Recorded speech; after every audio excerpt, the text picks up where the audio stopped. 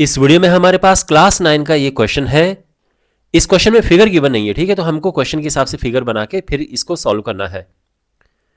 AD is an altitude of an isosceles triangle ABC in which AB is equal to AC, और फिर हमने ये show करना है। तो देखो, एक इसमें आइसोसेलेस ट्राइंगल है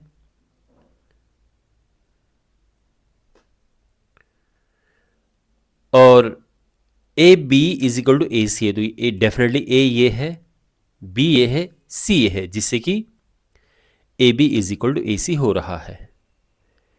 ए डी एक एल्टीट्यूड है, तो एल्टीट्यूड होता है जब किसी वर्टेक्स से सामने वाली साइड पे परपेंडिकुलर हम ड्रॉ करते हैं। तो ये हो गया यहां पे वर्टेक्स डी, ये फिगर है। अब क्या करना है, हमने शो करना है कि ए डी इसे बाइसेक्ट करता है, यानी जो BC है इसको दो बराबर हिस्सों में बांटता है। तो बेसिकली ये और ये हमने इक्वल लेकर आने हैं। देखो, मैं फिर कह रहा हूं कि जो हमने प्रूव करना होता है, शो करना होता है, उसको मार्क नहीं करते हैं, बस आपको समझाने के लिए मैं मार्क कर रहा हूं, ठीक है, ये रेड कलर में। और जो AD है ये एंगल A को भी बाइसेक्ट करता है, तो बेसिकली ये एंगल और ये एंगल हमने इक्वल लेकर आने हैं, ठीक है। ऑलराइट, तो देखो सिंपल सी बात ये है कि अगर हम इन दो ट्राइंगल्स को कॉन्ग्रुएंट प्रूव कर पाए तो CPCT से आराम से ये इक्वल हो जाएंगे। तो हमारा पर्पस ये है कि हमने ट्राइंगल ABD और ट्राइंगल ACD को कॉन्ग्रुएंट प्रूव करना है, यानी इन दो ट्राइंगल्स को। एक बार ये कॉन्ग्रुएंट प्रूफ हो जाएंगे तो CPCT से ये दोनों आंसर आ जाएंगे। ऑलराइट, तो देखो सबसे पहले आई मीन डायरेक्टली, बिकॉज इसमें कोई कंस्ट्रक्शन करना नहीं है, सीधे हमने ट्राइंगल्स लेने हैं, तो हम लिखेंगे कि in triangle ABD and triangle ACD। अब इन दो ट्राइंगल्स में क्या है, देखो यहां पे, अच्छा पहले यहां पे सॉल्व कर लेते हैं, ठीक है, फिर हम इसको लिखना शुरू करेंगे क्यों ये कॉन्ग्रुएंट है। अगर आप देखें तो देखो, ध्यान रखना ये इक्वल नहीं है, रेड में जो है यहां पे अगर आप देखें तो ये साइड और ये साइड इक्वल है, फाइन। ये साइड दोनों के लिए कॉमन है, तो ये भी इक्वल का काम करेगी। और ये 90 है, ये भी 90 है, क्योंकि परपेंडिकुलर है, तो ये एंगल इक्वल हो गए। तो यहाँ पे कौन सा क्राइटेरियन लग रहा है, कौन सा यहाँ पे रूल लग रहा है कॉन्ग्रुएंसी का। तो अगर आपके मन में ये है कि साइड साइड एंगल है, तो साइड साइड एंगल भी कोई रूल नहीं होता है, एंगल साइड साइड भी कोई रूल नहीं होता है। अगर आप साइड एंगल साइड सोच रहे हो तो ये भी नहीं है यहाँ पे, क्योंकि साइड एंगल साइड के लिए एंगल को दोनों साइड के बीच में होना चाहिए, और ऐसा ये नहीं है। तो क्लियरली ये तो लगेगा नहीं, फिर क्या लगेगा।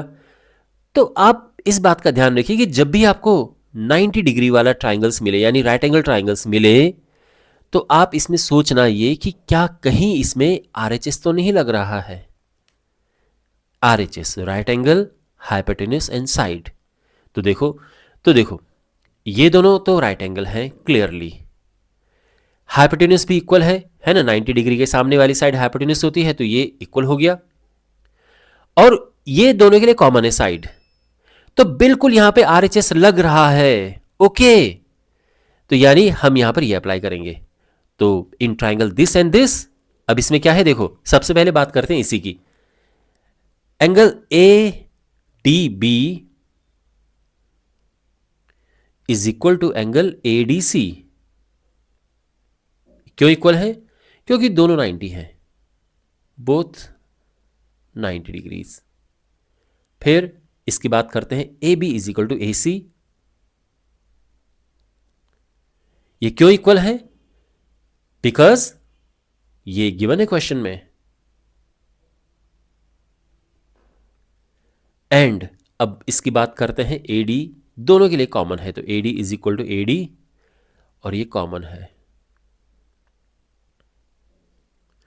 Therefore triangle ABD is congruent to triangle ACD, है ना, हो गए कॉन्ग्रुएंट। और किस रूल से हुए हैं, बाई RHS रूल।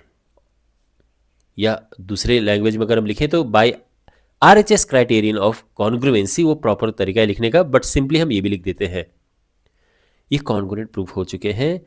देयरफॉर इस वजह से क्या होगा कि BD is equal to CD हो जाएगा। BD is equal to CD कैसे? By CPCT। CPCT होता है corresponding parts of congruent triangles are equal, ये पूरा है। तो एक बार ट्राइंगल्स कॉन्ग्रुएंट प्रूफ हो गए तो इनके कॉरस्पॉन्डिंग पार्ट्स इक्वल होते हैं। तो बेसिकली जो भी आपको ऐसे इक्वल, मतलब जो भी ऐसे इक्वल में है, जैसे अगर मैं बात करूं कि ये साइड और ये साइड इक्वल है तो ये कॉरस्पॉन्डिंग पार्ट्स हो गए, ये एंगल इक्वल है, ये कॉरस्पॉन्डिंग पार्ट्स हो गए। इसलिए इसी तरह से देखो ये भी कॉरस्पॉन्डिंग पार्ट्स हैं, ओके। यहाँ पे और ये भी कॉरस्पॉन्डिंग पार्ट्स होंगे, ये एंगल्स इक्वल हो जाएंगे। तो ये इक्वल होते हैं किसमें? जब ट्राइंगल्स एक बार कॉन्ग्रुएंट प्रूफ हो जाते हैं तो कॉरस्पॉन्डिंग पार्ट्स इक्वल होते हैं। तो जो आपको इस तरह से दिख रहे हैं ना कि बिल्कुल अगर आप इसको पलट के इसके ऊपर रख दोगे तो बिल्कुल ये चीज़ इसके ऊपर आ जाएगी, तो ये कॉरस्पॉन्डिंग पार्ट्स हो गया। तो पार्ट्स मतलब साइड एंड एंगल, तो ये कॉरस्पॉन्डिंग है और ये इक्वल होते हैं, ठीक है। तो इसको सिंपल वे में लिखते हैं CPCT। वैसे भी आप समझ आ रहा होगा कि इक्वल है, लेकिन क्यों इक्वल है इसके लिए हमको ये सब लिखना पड़ता है, और हम लिखेंगे यहाँ पे फिर CPCT। तो ये है, एंड देयरफॉर हम कह सकते हैं कि जो AD है बाइसेक्ट्स BC, और ये प्रूफ हो चुका है। तो फर्स्ट पार्ट तो प्रूफ हो गया, और सेकंड पार्ट भी ऐसे CPCT से लिख देंगे। तो हम लिखेंगे सेकंड पार्ट में कि since triangle ABD is congruent to triangle ACD, देखो सिंस ये दोनों ट्राइंगल्स कॉन्ग्रुएंट हैं, देयरफॉर ये एंगल और ये एंगल इक्वल होंगे। Angle BAD is equal to angle CAD, और ये क्यों इक्वल है आप समझ गए होंगे, CPCT। तो एक बार ही ट्राइंगल्स कॉन्ग्रुएंट प्रूफ हो गए तो इनके कॉरस्पॉन्डिंग पार्ट CPCT से हम इक्वल लिख सकते हैं। तो ये दोनों इक्वल हैं, लेकिन इसके लिए हमको यहाँ पे CPCT लिखना है, ओके। और दूसरी लैंग्वेज में अगर हम कहें कि जो AD है, देखो अगर ये इक्वल हो गए, इसका क्या मतलब है कि इसने इनको दो इक्वल पार्ट्स में डिवाइड कर लिया है, बराबर हिस्सों में बांट दिया है। तो हम ये कह सकते हैं कि AD bisects angle A, okay, hence proved. और ये सेकंड पार्ट भी प्रूफ हो चुका है। तो आई होप आपको ये सोल्यूशन समझ आया होगा। सिंपल सोल्यूशन था। इसमें आपने इंपॉर्टेंट बात ये सीखी कि RHS रूल से हम कैसे ट्राइंगल्स को कॉन्ग्रुएंट प्रूव करते हैं। इस चैप्टर के बाकी वीडियोस के लिए आप अपने सामने प्लेलिस्ट पे क्लिक करें और चैनल को जरूर सब्सक्राइब करें।